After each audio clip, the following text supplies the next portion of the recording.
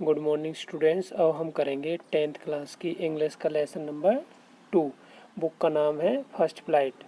और लेसन का नाम है Nelson Mandela a long walk to freedom. इससे पहले हमने पहला पार्ट कर लिया है, अब हम आपको इस वीडियो में कराएंगे second part. A few moments later, we all lifted our eyes in awe and a spectacular array of South Africa jets, helicopters and troops carriers roared in perfect formation over the Union building। तो जो Nelson Mandela हैं वो शपथ ले रहे हैं, और जब वो शपथ ले रहे हैं तो उस समय के बारे में वो बता रहे हैं कि वहाँ पर क्या गतिविधियाँ चल रही हैं। उनसे पहले दो वाइस प्रेसिडेंट जो हैं उन्होंने जो है शपथ ले ली है। वो कहते हैं कि आ फ्यू मोमेंट्स लेटर, कि कुछ क्षण ही बाद, कुछ क्षण के बाद में, मोमेंट्स मीन क्षण, लेटर मीन बाद में। We all lifted our eyes, हम सभी अपनी नज़रें ऊपर की तरफ उठाते हैं या ऊपर की तरफ देखने लगते हैं। इन ओ, हैरानी से देखने लगते हैं। एज आ स्पेक्टिकुलर अरे ऑफ साउथ अफ्रीकन जेट्स, और जो साउथ अफ्रीकन जो जेट विमान है उनका जो बहुत ही अच्छा जो इंतज़ाम है उसको हम देखने लगते हैं। हेलीकॉप्टर्स हैं जो उनका, वो भी हैं उनके साथ, एंड ट्रूप कैरियर्स, और जो युद्ध विमान है उनसे भी, उनको भी। रोवर्ड इन परफेक्ट फॉर्मेशन, जो एक परफेक्ट फॉर्मेशन में दहाड़ रहे हैं। ओवर द यूनियन बिल्डिंग्स, जो यूनियन बिल्डिंग्स के ऊपर। तो आपने देखा होगा कि जैसे हमारे यहाँ 26 जनवरी पर जो है कुछ वो आते हैं, विमान आते हैं और वो हवाई जहाज़ ऊपर अपने करतब दिखाते हैं। तो इसी तरह का सीन है कि जो साउथ अफ्रीका के जो जेट विमान हैं, हेलीकॉप्टर्स हैं, ट्रूप्स हैं, वो अपने करतब दिखा रहे हैं आसमान में। तो उन्हें देखने के लिए वहाँ पर जो सभी लोग हैं वो उधर ऊपर की तरफ देखने लगते हैं। It was not only a display of pin point precision and military force. तो नेल्सन मंडेला जी कहते हैं कि जो ये हवाई जहाज़ थे, हेलीकॉप्टर्स थे और ट्रूप कैरियर्स थे, ये केवल अपना जो है प्रदर्शन नहीं कर रहे थे पिन पॉइंट प्रिसिशन का, अर्थात अपनी एक्यूरेसी का और मिलिट्री फोर्सेस का, और अपनी जो है सैनिक ताकत का प्रदर्शन नहीं कर रहे थे, but the demonstration of the militaries loyalty, परंतु जो मिलिट्री की जो लॉयल्टी थी, वफादारी थी, उसको दर्शा रहे थे टू डेमोक्रेसी, इस प्रजातंत्र के प्रति, टू अ न्यू गवर्नमेंट, और नई गवर्नमेंट के प्रति, that had been freely and fairly elected, जो अभी अभी बड़ी फ्री रूप से और फेयरली रूप से जिसका इलेक्शन किया गया है, जिसमें किसी प्रकार का कोई घपला या घोटाला नहीं हुआ नई सरकार बनने में। ओनली मूवमेंट्स बिफोर, कुछ क्षण पहले, the highest generals of the south African defence, जो डिफेंस फोर्स और पुलिस के जो ऊंची पदवी के जो जर्नल्स थे उनके बारे में बताते हैं। द चेस्ट बैकॉन्ड विद रेबन्स, जिनकी जो छाती सजी हुई थी रिबनों से और एंड मेडल्स, और मेडल से। फ्रॉम डेज गोन बाई, जो इन्होंने जो अपने उपलब्धियां हासिल की थी पुराने दिनों में, बीते दिनों में। सल्यूटेड मी, उन्होंने मुझे सल्यूट किया। एंड प्लेज्ड देयर लॉयल्टी, और उन्होंने शपथ ली अपनी वफादारी निभाने की। आई वॉज नॉट अनमाइंडफुल, और मैं बिल्कुल जो अनमाइंडफुल नहीं था, अर्थात मैं अवेयर था, मुझे याद था। ऑफ द फैक्ट, इस सच्चाई के बारे में। That not so many years before, कि ज़्यादा समय नहीं बीता है, ज़्यादा दिन नहीं बीते हैं। They would not have saluted, वे मुझे सल्यूट नहीं करते थे, बट अरेस्टेड मी, मुझे अरेस्ट किया करते थे, क्योंकि उससे पहले जब वो आंदोलन में भाग लेते थे, जब तक वो राष्ट्रपति नहीं बने थे, तो यही जर्नल्स, यही पुलिस वाले उन्हें अरेस्ट किया करते थे, सल्यूट नहीं किया करते थे। परंतु अब जब वो राष्ट्रपति बन गए तो वो अपनी वफादारी दर्शाने के लिए, वफादारी का के बारे में प्रण दृढ़ निश्चय दिलाने के लिए वो नेल्सन मंडेला को सल्यूट कर रहे हैं। Finally several of Impala jets felt a smoke trail of black, red, green, blue and gold of new South African flags. और अंत में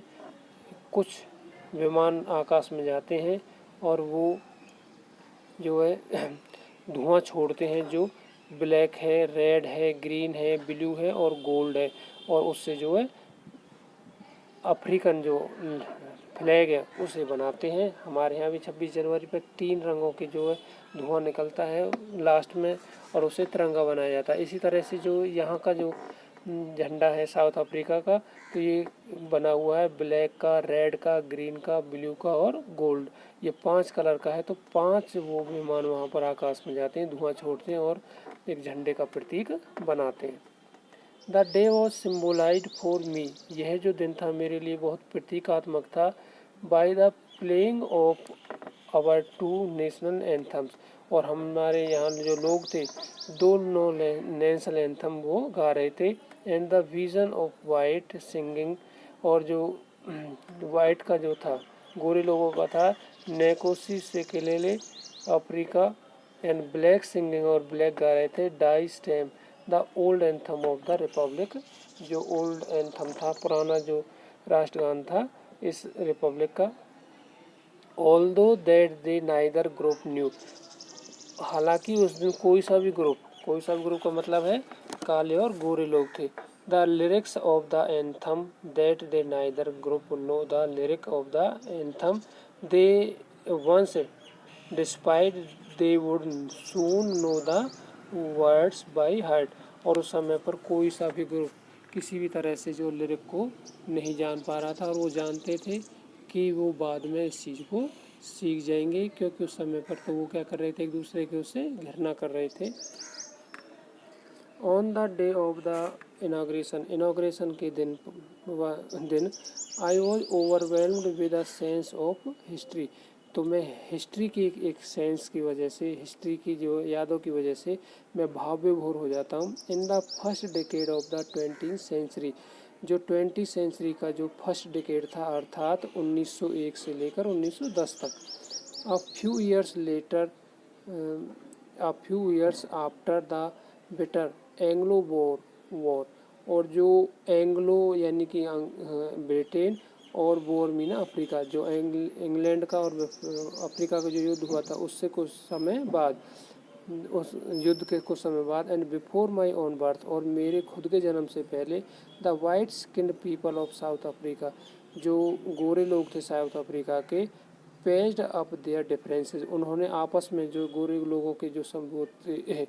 मतभेद थे वो ख़त्म कर लिए थे। Erected a system of racial domination, और उन्होंने जो है एक जातीय प्रभुता का जातीय समीकरण वहाँ पर बना लिया था against the dark skinned people, जो काले लोग थे उनके खिलाफ, अर्थात वो काले लोगों के खिलाफ जो गोरे लोग एकजुट हो गए थे ऑफ देयर ओन लैंड, और उनका शोषण करने लगे काले लोगों का उनकी ही ज़मीन पर।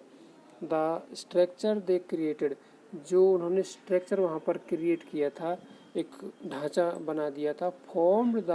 Basis of one of the harshest most inhuman societies, एक तरह से उन्होंने ऐसा समाज बना दिया जिसमें जो है बहुत बेसिक तौर पर जो हार्शेस्ट जो शोषण किया गया था, मोस्ट इनह्यूमन और अत्यधिक अमानवीय अत्याचार किए गए थे, सोसाइटी का निर्माण कर दिया था। The world has ever known, ऐसा समाज संसार ने कभी भी नहीं देखा था। Now in the last decade of the 20th century, और जब 20th सेंचुरी का जो लास्ट डिकेड है अर्थात 1990 से 2000 के बीच का, एंड माई ओन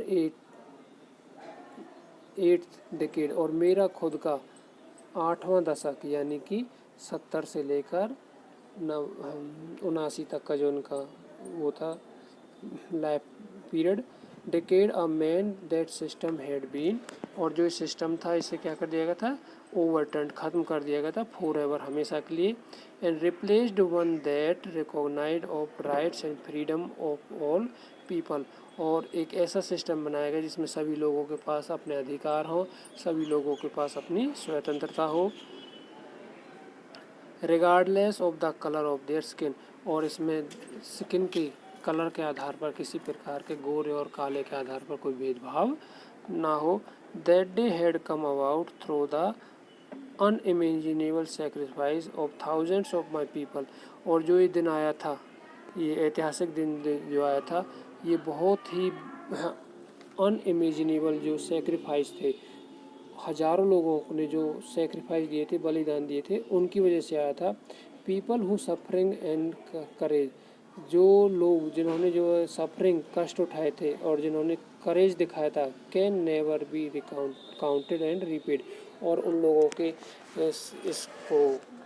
करेज को और बलिदान को ना तो गिना जा सकता है और ना ही उसका भुगतान किया जा सकता है। आई फेल्ट दैट डे, उस दिन मैंने महसूस किया। I have on so many other days, और ऐसा और दिनों भी मैंने महसूस किया। That I was simply the sum of all those African patriots, जितने भी ये मेरे से पहले के जो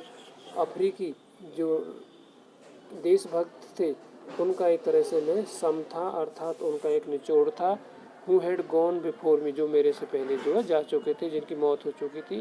that long and noble line ended, और वो लंबी और नोबल लाइन खत्म हो चुकी थी। And now begin again with me, अब दोबारा से वो मेरे साथ शुरू हो चुकी थी। आई वॉज पेन्ड, मुझे कष्ट था। That I was not able to thank, कि मैं उनका धन्यवाद नहीं कर सकता था। And they were not able to see, और वो अब ये चीज़ देख भी नहीं पा रहे थे या देखने के लायक नहीं थे, क्योंकि वो मर चुके थे। What their sacrifice had rot,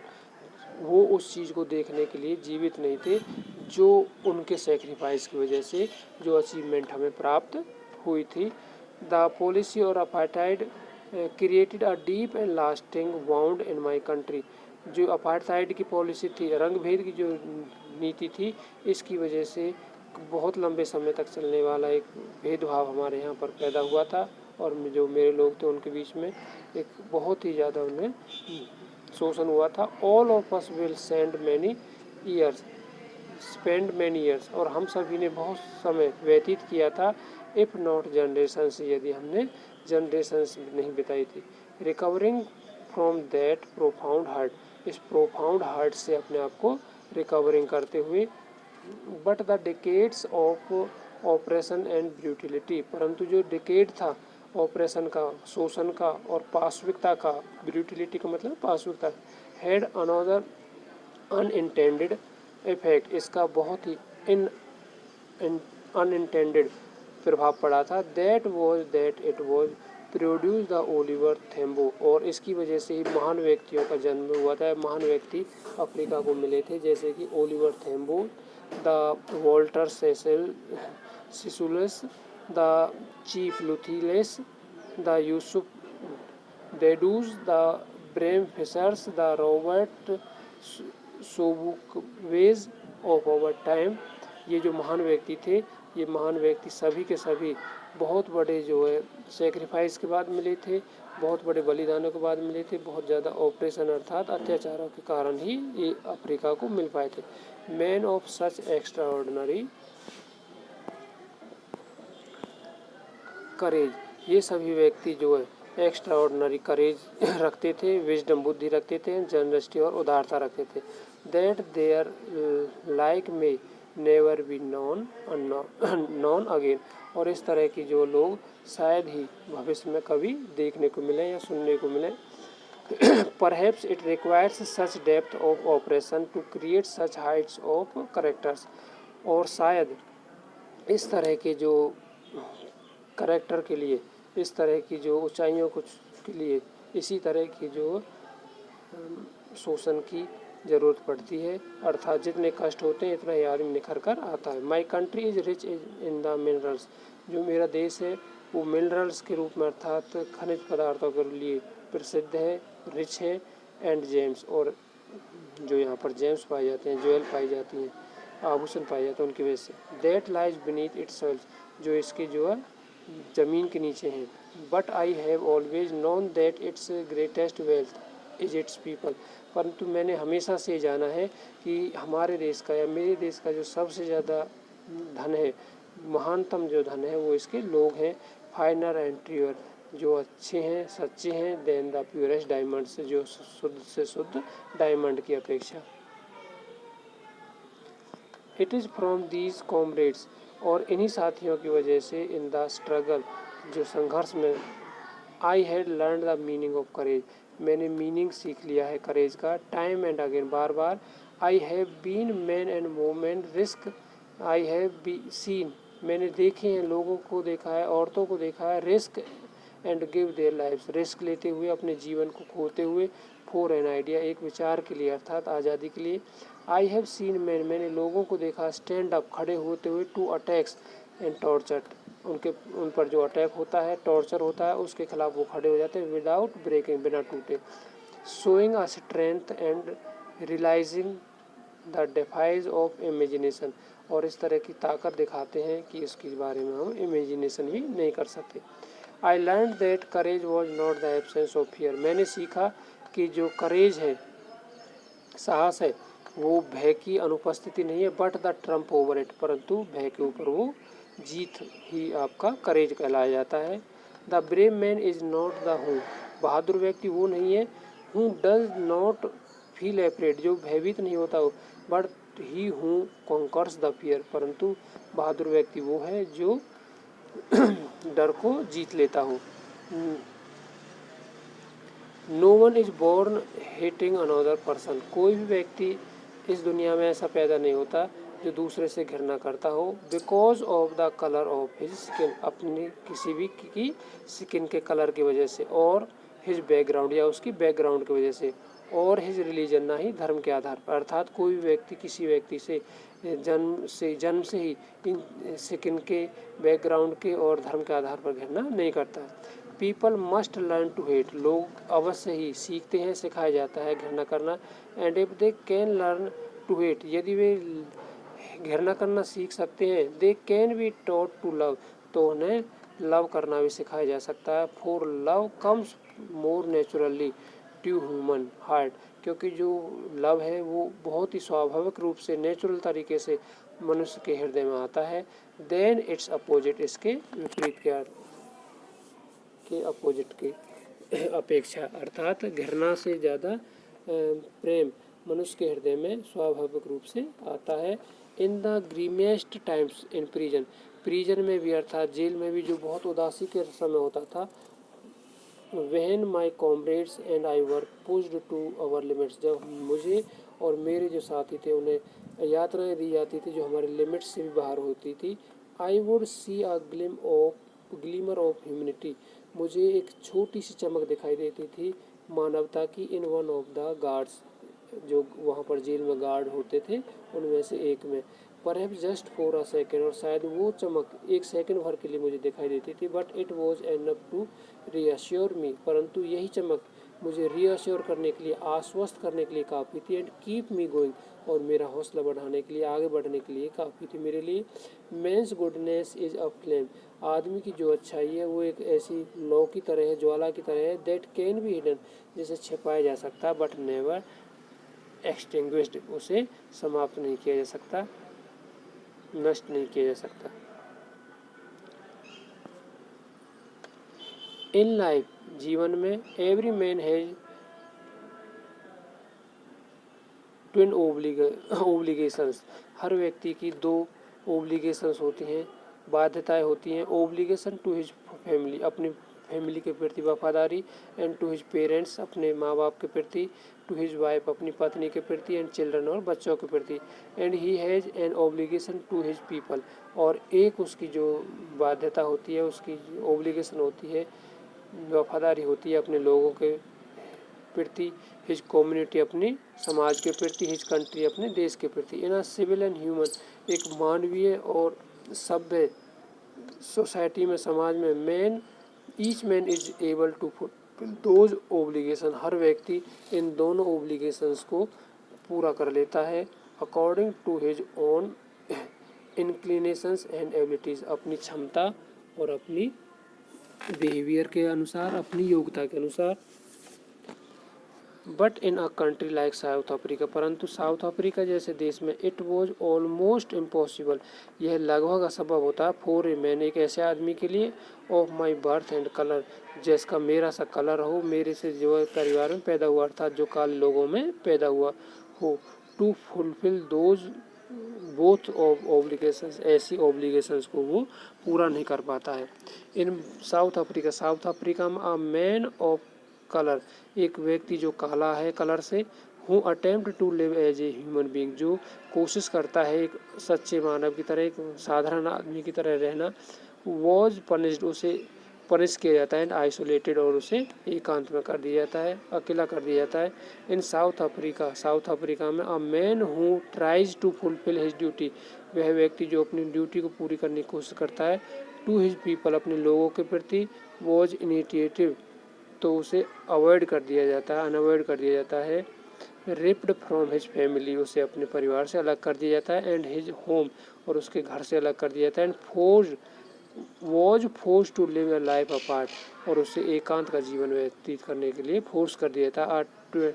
Twilight existence of secrecy and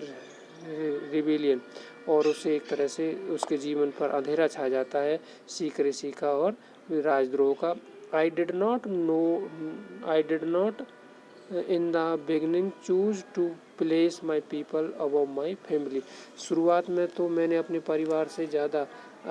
और लोगों को महत्व नहीं दिया था, but in attempting to serve my people, परंतु जब मैंने अटेम्प्ट किया, प्रयास किया अपने लोगों को, अपने समाज के लोगों की सर्विस करना, आई फाउंड दैट, मैंने पाया, आई वॉज प्रिवेंटेड, कि मुझे रोका जा रहा था, from fulfilling my obligation as a son, कि मेरा जो ऑब्लिगेशन था एक सन के रूप में, ब्रदर के रूप में, फादर के रूप में और हस्बैंड के रूप में, मुझे उसे पूरा नहीं करने दिए जा रहा था। स्टूडेंट्स, ये आपका सेकंड पार्ट हो गया, और अब सेकंड पार्ट के बाद आपका अगला नेक्स्ट वीडियो आएगा। आप इसे अच्छी तरह से जो है पढ़ना, लाइक करना, सब्सक्राइब करना, ताकि आपको अगला वीडियो मिल जाए टाइम।